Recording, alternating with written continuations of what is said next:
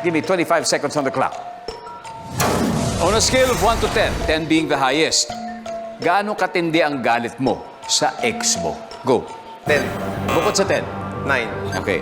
Something na gusto mong ipalagay sa iyong dream house. Swimming pool. Messy o makalat ito habang kinakain ng bata. Cereals. Dahilan kung bakit hindi ka nababalik sa isang dentista. Masakit maggawa ng ngipin. Sino o ano ang nagpapakilig sa'yo? Girlfriend ko.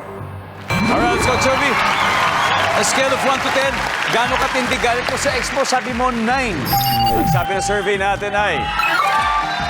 Ang top answer ay 10. Nakuha mo? Something na gusto mong ipalagay sa dream house, sabi mo ay swimming pool. Ang sabi ng survey natin ay...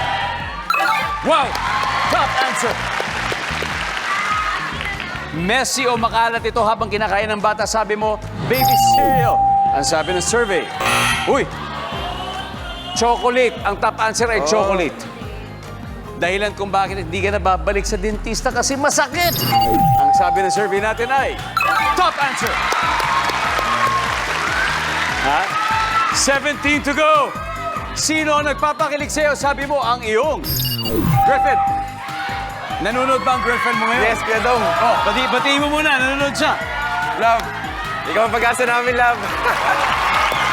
At dahil pinapakilig ka niya, ang tanong, yung ba kaya ang ating good answer? Just to give you 17 points. We'll see. Nandiyan ba ang girlfriend?